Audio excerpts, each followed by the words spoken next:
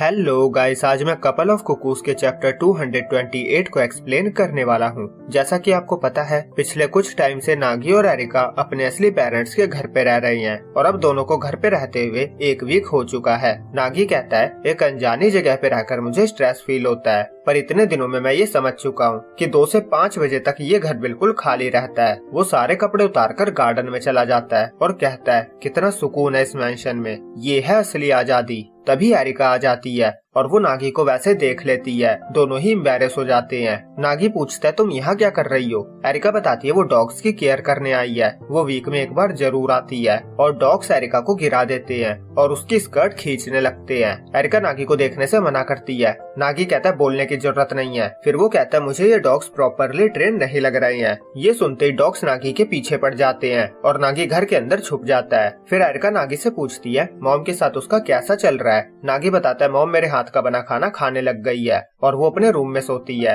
Areca बताती है, पर वो तो यहीं बाहर सोफे पे सोती थी। नागी कहता है, लगता है वो मुझे अवॉइड करते हुए भी मेरी परवाह करती है, पर आजकल वो काम में ज्यादा बिजी है तो मैं उनसे ज्यादा मिल नहीं पाता। आगे वो बताता है, उसे अभी भी इस घर में रहने की आदत नहीं हुई है। उसे बाथ टब यूज करना नहीं आ रहा था। वो डेली शावर ले लिया करता था और एरिका ने भी 2nd फ्लोर का बाथ टब कभी यूज नहीं किया था, तो उसे उसके फंक्शंस के बारे में नहीं पता था। वो उसे 1st फ्लोर वाले बाथरूम की लोकेशन बताती है और फिर टब पे लगे बटन को पुल करती है। उससे शावर ऑन हो जाता है और एरिका के सारे कपड़े भीग जाते हैं। नागी का ट्राउजर भी भीग जाता है और उसे एरिका के कपड़ों के आर पार दिखने लगा था। एरिका उसे देखने से मना करती है। फिर दोनों चेंज करके आते हैं। तभी मॉम आ जाती है। उन्हें लगता है उन दोनों के बीच कुछ चल रहा था। नागी मना करने लगता है, ऐसा कुछ भी नहीं है, और एरिका मॉम को देखकर एक्साइटेड हो जाती है। वो पूछती है, आज वो जल्दी कैसे आ गई? मॉम बताए बिना ही अपने रूम में चली जाती है। बाद में एरिका आकर नागी को बताती है, मॉम को फीवर है। नागी पूछता है, उन्होंने डॉक्टर को दिखाया?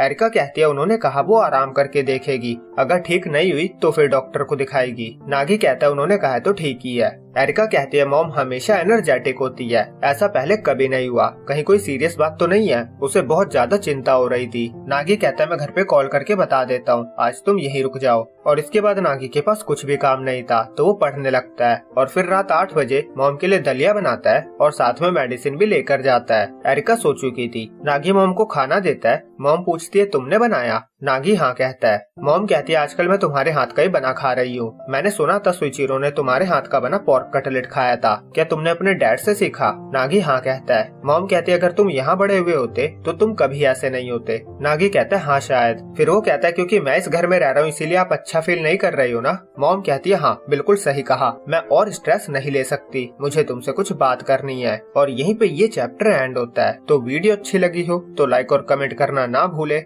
और अगर अभी तक सब्सक्राइब नहीं किया है तो सब्सक्राइब भी कर दो।